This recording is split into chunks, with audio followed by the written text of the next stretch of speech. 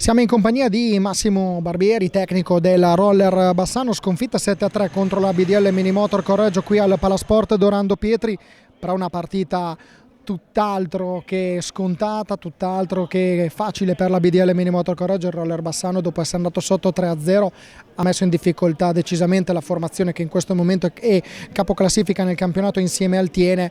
2 gol, questo controparziale e soprattutto anche tanto gioco. Sì, diciamo che è una partita completamente condizionata adesso non so in quanto tempo abbiamo preso i primi 3 gol, che chiaramente è colpa nostra perché non si può fare una partenza del genere. Mi meraviglia il fatto che sicuramente l'attenzione in difesa eccetera è stata una delle migliori caratteristiche fino a questo momento, ma oggi anche per merito del Correggio non ci siamo riusciti. Dopo questi gol ci hanno condizionato, così come ci ha condizionato il 4-2, perché sul 3-2 siamo rientrati in pista, loro hanno messo dentro una formazione che spingeva molto. Io ho cercato di metterne una di esperienza che mi contrastasse i primi 5-6 minuti, che sapevo che loro avrebbero avuto voglia di tornare sopra di 2, almeno di 2, perché dopo aver, come ho detto nello spogliatoio, dopo essere stati nella comfort zone ci vuoi restare, ma poi abbiamo preso un gol anche lì, un gol veramente rocambolesco, che non dico che ci ha tagliato le gambe, ma è stato determinante. Ecco Massimo, però che Roller Bassano stiamo vedendo in questo inizio di stagione?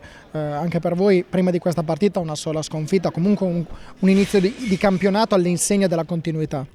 Ma io ti posso dire un po' come la penso io, un po' come la si pensa in generale. Cioè, io fino a questo momento, compreso anche il percorso in Coppa Italia, sono stato molto contento. Sono arrivato io che come allenatore nuovo e abbiamo cambiato un po' di giocatori, abbiamo inserito dei giovani che vengono direttamente dal vivaio. Fino a qua io ero molto contento, forse ma non ne sono certo, qualcuno si aspetta, ma non parlo di società, anche forse all'interno della squadra qualche giocatore si aspetta da noi di più.